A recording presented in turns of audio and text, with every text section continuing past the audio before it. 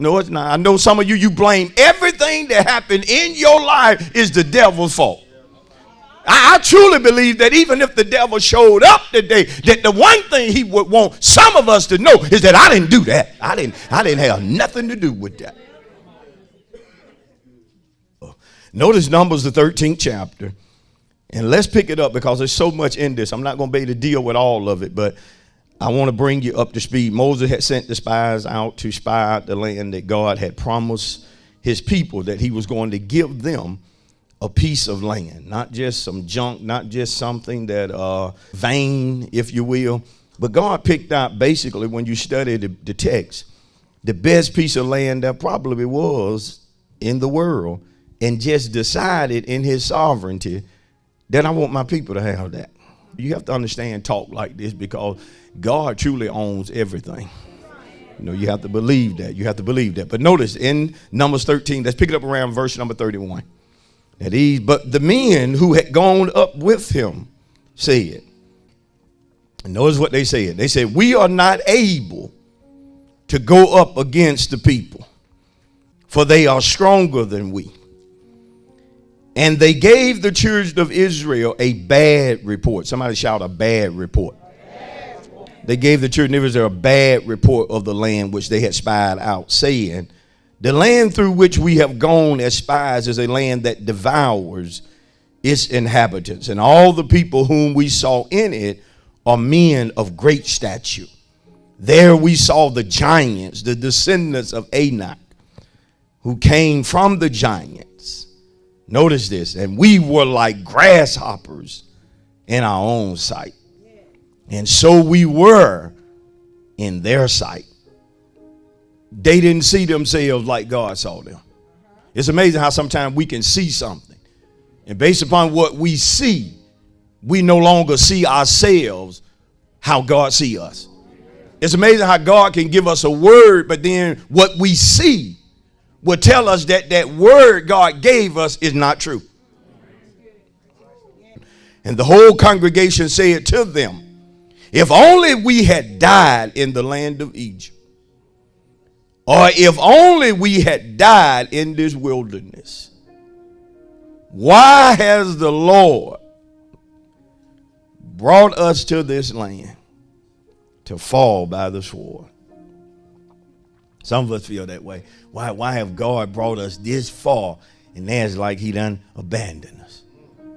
Anybody ever felt like that? You ain't going to admit it in church, but there's some of we have felt like God had brought us to something, and then like he took a vacation on us.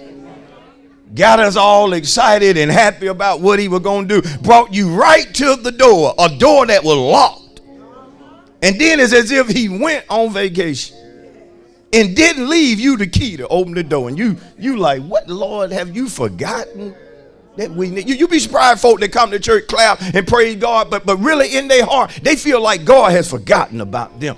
God, what about what I prayed to you about? What about what I asked you to do, God? Have you forgot that I told you my child need to be saved? Lord, have you forgot that I told you we're about to be evicted? Lord, have you forgot that we told you they rejected us and we need to hear from you? Have you forgotten about us? Have you deserted us? But notice what did it was who occupied the land. When they saw them giants, that changed everything. And they saw the giants and they talked about how these were some strong people. City was fortified and so forth. But when it came to how they saw themselves, here's the problem. It's all right to know that the people are strong. Nothing wrong with that. It's all right to know that the people are giants because one thing you don't want to do as saints is ignore things that are true. Yeah, these folk big. Yeah, you can't go out there and just like, well, I see them small. No. Look again. They some big folk. They some big folk. They some strong people too. You feel me? You have to deal with reality sometimes, yet remain in faith. Because some of us, the way we try to do is just pretend that it ain't no problem. Just pretend that you know everything is okay. No, everything not okay. If we gonna get that land, we're gonna have to do something with them big folk. Here's the problem. Not that the people were big. The problem was how they saw themselves. They called the people giants and called themselves grasshoppers. That's the problem. They had a grasshopper mentality. Ask your neighbor, say, neighbor, do you have a grasshopper mentality? Y'all can be seated, saints. Do you have a grasshopper mentality? I'm going to deal with it. Because some of us, it's as if we inherited it. It ain't just that you got it. It's when you look closer, not only do you have it, but your mama got it. Your mama's mama had it. And then when you look at your uncle got the same mentality. When you deal with the word mentality, it first of all has to do with a person's mindset. Has to do with a person's mindset. Where is your mind at? Where is your mind? It deals with a person's mindset. And the number one thing that's messing up so many of us is not the devil. No, it's not. I know some of you blame everything that happened in your life is the devil's fault. I truly believe that even if the devil showed up today, that the one thing he would want some of us to know is that I didn't do that. I didn't have nothing to do with that. But that's our mindset. Everything that happened wrong in our life, it is the devil's fault. Or if it's not the devil's fault, it's somebody else's fault. But we got to find somebody to shift the blame on. If the truth be told, you are where you are today primarily due to your mindset. Yeah, I know I wasn't going to get that many claps. You are where you are today primarily because of your mindset. And if you don't change your mindset, you're going to continue to experience things that are unhealthy, destructive, and dangerous, even deadly. So we're going to have to examine our mindset. Now, your mentality also has to do with your outlook or the way that you think. It's your outlook. It's the way that you think. And thinking is powerful. The way you think is powerful. The way we think is powerful. Because people will form opinions based upon what they think. You will talk a certain talk based upon what you think.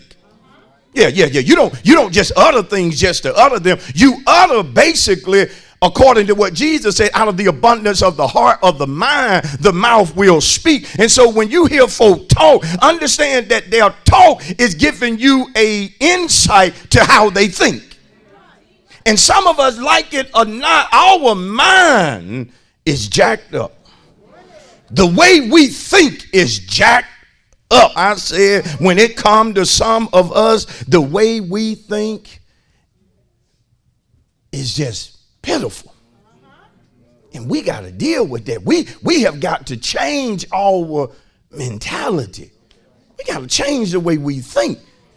When I first discovered that I could have certain things in God, I could be a certain thing in God, I can accomplish certain things with God, I then had to realize that my mindset had to change. There had to be a change in the way that I think. And that's primarily the reason you come to church. You come to church so that you can be taught, or so that you can be trained, so that you can get your mind right. And because when you get your mind right, you can get your life right. When you get your mind right, you can get your money right. When you get your mind right, you can get your marriage right. When you get your mind right, you can get your family right. When you get your mind right, come Come on, you can deal with what happened in the past when you get your mind right. You won't allow what happened in the past to ruin your present, but you got to get your mind right. You have to recognize weeping may endure for a night, but joy come in the morning. And when I get my mind right, I won't allow the night to ruin my morning, but I got to get my mind right.